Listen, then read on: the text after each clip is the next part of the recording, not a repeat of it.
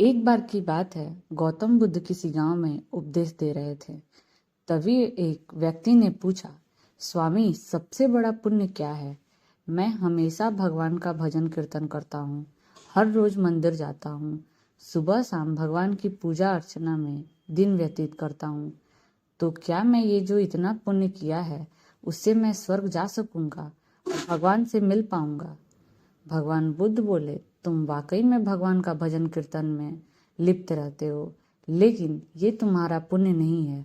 भजन कीर्तन सिर्फ करना पुण्य नहीं कहलाता, ना ही उससे स्वर्ग की प्राप्ति होती है और ना भगवान मिलते हैं।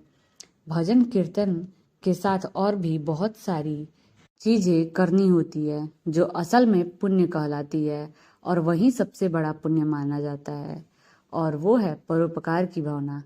आज मैं तुम्हें एक कथा सुनाऊंगा जिससे तुम्हें पता चलेगा कि सबसे बड़ा पुण्य क्या है जो हमें भगवान के करीब ले जाता है। एक बार की बात है, एक बहुत बड़ा राजा था। वो बहुत प्रजापालक था, हमेशा प्रजा के हित में प्रयत्नशील रहता था। वह इतना कर्मठ था कि अपने सुख ऐशो आराम सब छोड़कर सारा समय जन कल्याण में ही लगा देता था। यहाँ तक कि जो मोक्ष का साधन है अर्थात भगवत भजन, उसके लिए भी वह समय नहीं निकाल पाता था। एक सुबह राजा वन भ्रमण के लिए जा रहा था तो उसे एक देव का दर्शन हुआ। राजा ने देव को प्रणाम करते हुए उनका अभिनंदन किया और देव के हाथों में एक लंबी चौड़ी पुस्तक देखकर उनसे पूछा, महाराज, आपके हाथों में क्या है? देव बोले, राजा, यह हमारा बही खाता है जिसमें सभी भजन करने वालों का और भक्ति करने वालों का नाम है। राजा ने निराशायुक्त भाव से कहा, कृपया देखिए तो इस किताब में कहीं मेरा नाम भी है या नहीं। देव महाराज किताब का एक एक पृष्ठ पलटने लगे, परंतु राजा का नाम कहीं भी नजर नहीं आया।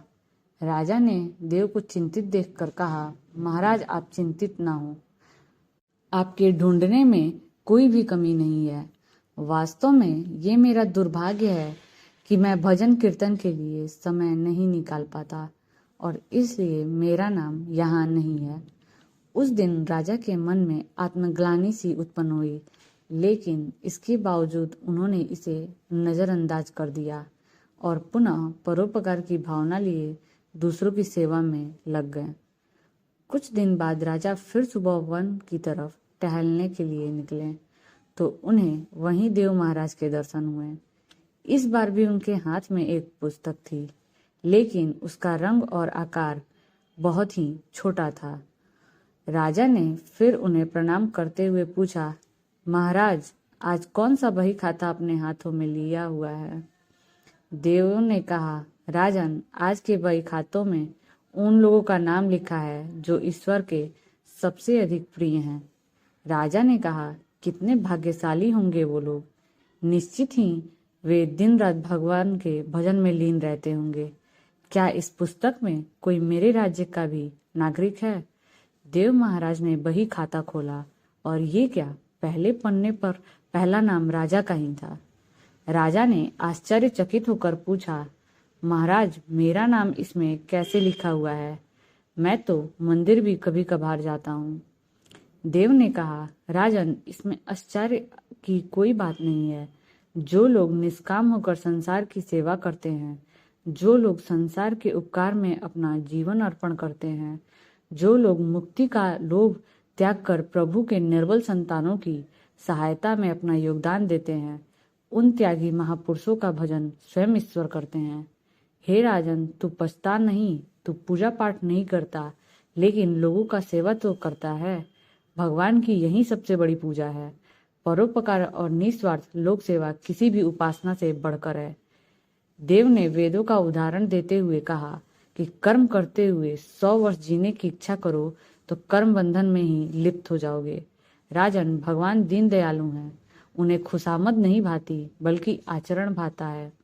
सच्ची भक्ति तो यही है कि परोपकार करो, दिन दुखियों का हित का साधन करो, अनाथ, विधवा, किसान व निर्धन आज अत्याचारियों से सताए हुए जो हैं, उन्हें यथाशक्ति सहायता और सेवा करो। यही परम भक्ति है। राजा को देव के माध्यम से बहुत बड़ा ज्ञान मिल चुका था और अब राजा भी समझ गया कि परोपकार से बड़ा कुछ भी नहीं है। जो परोपकार करते हैं वही भगवान के सबसे प्रिय होते हैं। फिर बुद्ध ने यह कहानी सुनाने के बाद उस व्यक्ति से कहा कि जो व्यक्ति निस्वार्थ भाव से लोगों की सेवा करने के लिए आगे आते हैं, परमात्मा हर समय उनके कल्याण के लिए यत्न करते हैं। हमारे पूर्वजों ने भी कहा है, परोपकार्य पुण्याय भवति, अर्थात दूसरों के लिए जीना, दूसरों की सेवा को ही पूजा समझकर कर्म करना, परोपकार के लिए अपने जीवन को सार्थक बनाना ही सबसे बड़ा पुण्य है। और जब आप भी ऐसा करेंगे तो स्वतः ही आप ईश्वर के प्रिय भक्तों में शामिल हो जाएंगे और आप असली पुण्य के भागीदारी होंगे। परोपकार ही सबसे बड़ा पुण्य है। आप कितना भी पूजा पाठ करें, भजन करें और किसी दीन दुखियों का सेवा ना करें, उनकी सहायता ना करें, तो वो इंसान पाप का भागीदारी होता है। और जो दीन दुखियों का सेवा करता है, निर्बल की सहायता करता है, वो सबसे बड़ा पुण्यात्मा होता है। और यही सबसे बड़ा पुण्य है।